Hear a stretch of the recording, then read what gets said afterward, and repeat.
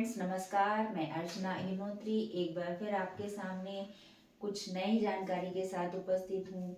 आज मैं आपको कुछ महत्वपूर्ण प्रश्नों के विषय में बताऊंगी जो अनेक कॉम्पिटिटिव एग्जाम में आते हैं और बहुत ही महत्वपूर्ण हैं।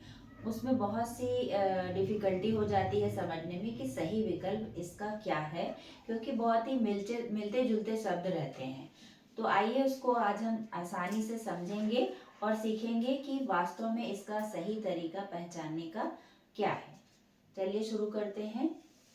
पहला प्रश्न, निम्नलिखित में से शुद्ध वर्तनी वाला शब्द है। तो यहाँ पे 4 विकल्प दिए गए हैं। इन 4 विकल्पों में आपको सही शब्द का चयन करना है कि कौन सा सही शब्द है। ये बहुत ही इंपॉर्टेंट क्वेश्चन है, काफी एग्जाम में आ चुका है ये। तो आप इसमें देखिए सब मिलते जुलते हैं, 4 विकल्प हैं। उज्जवल को अलग अलग ढंग से लिखा गया है, परंतु अगर आपको सही नहीं पता है जानने को तो आप बहुत ही कंफ्यूज हो जाएंगे कि वास्तव में इसका सही आंसर क्या होगा। तो अगर हम सही विकल्प को देखें तो सही विकल्प हमारा सेकंड होगा, बी ऑप्शन है। ये सेकंड ऑप्शन सही है। और अगर नाम के आधार पर हम देखें तो कोई भी नाम उज्जवल ऐसे भी लिख सकता है, ऐसे भी लिख सकता है, ये उसकी मर्जी है नाम को कैसे भी लिखे। परंतु अगर हम वर्तनी शुद्धि के आधार पर देखेंगे, व्याकरण के आधार पर देखेंगे तो उस आधार पर यह सही माना जाएगा। ठीक है। अब इस शब्द को हम कैसे याद रख सकते हैं कि ये सही है, तो इसमें आप देखिए ये 2 व्यंजन वर्णों से इसमें संधि हुई है, उत धन ज्वल। अब देखिए इसको, उत धन ज्वल, तो ये 2 शब्दों से मिलकर बना है। ये व्यंजन संधि है क्योंकि यहाँ पर भी व्यंजन आया हुआ है और इधर भी व्यंजन आया हुआ है। तो 2 व्यंजन वर्णों के मिलने से यहाँ पर ता की जगह, अब यहाँ पे ता की जगह क्या हो गया है, ज हो गया है। ये भी व्यंजन व्यंजन संधि के अंतर्गत ही होता है कि यहाँ पे आधा त आया है और यहाँ पर भी आधा ज आया है, तो इसकी जगह पर क्या हो गया है, ज हो गया है। तो ये भी व्यंजन संधि के आधार पर ही हुआ है। तो कौन सी संधि है इसमें, एक ये भी प्रश्न उठ सकता है, एक ये भी एक्स्ट्रा प्रश्न बन सकता है।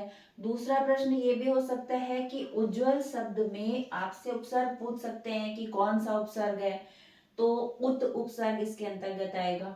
तो ये आप इस क्वेश्चन में 3 क्वेश्चन बनाए जा सकते हैं और उसका आंसर आप आसानी से इस विधि के द्वारा पहचान सकते हैं, दे सकते हैं। अब आते हैं सेकेंड क्वेश्चन पर।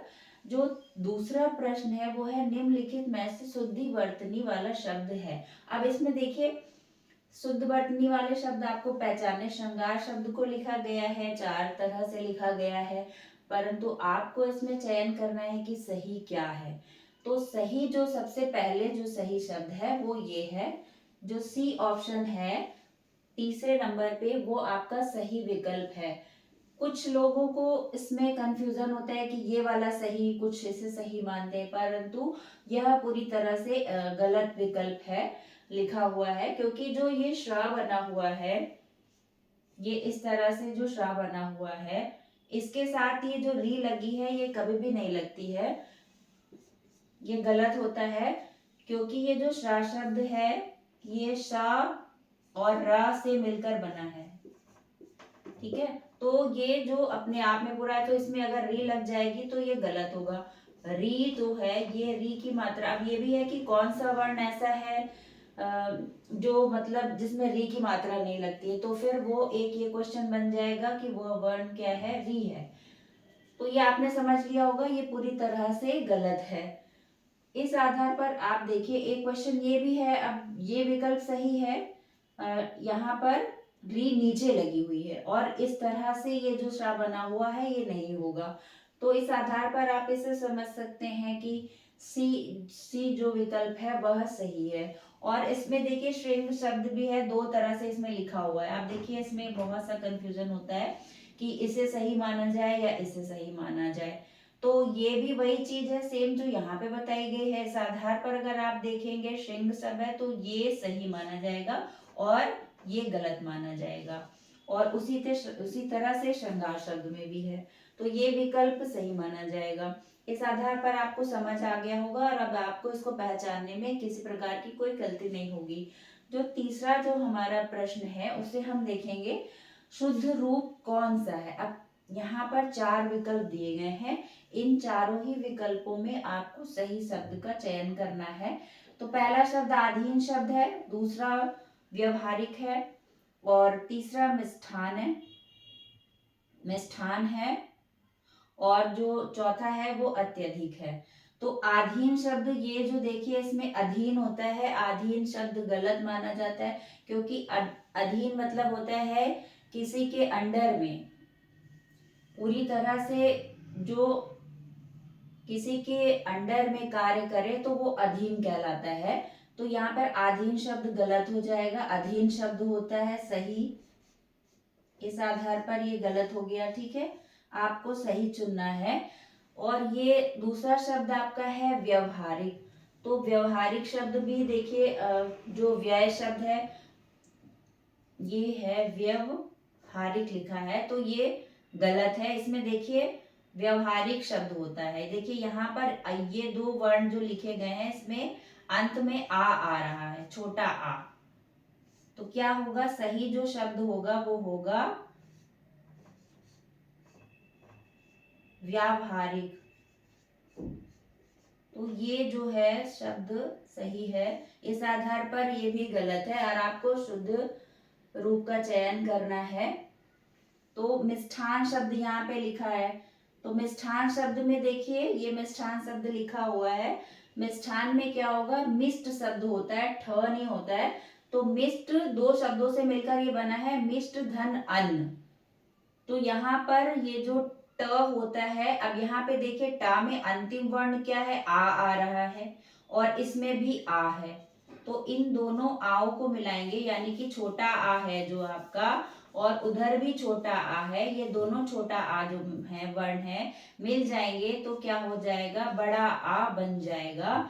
तो इस आधार पर यहाँ पर मिष्ठान शब्द होता है। यहाँ पे लिखा है मिष्ठान, तो ये भी गलत ही है, लिखा तो रहता है मिष्ठान लेकिन मिष्ठान शब्द होता है। फिर इस आधार पर अब आपका बचता है ये अत्यधिक शब्द, तो यही विकल्प सही माना जाएगा क्योंकि इसमें भी 2 वर्ण मिले हुए हैं, 2 शब्दों का मेल है, अति धन अधिक शब्द है, ये 2 शब्दों से मिलकर बना है। पहला शब्द अति है और दूसरा शब्द है अधिक, ठीक है।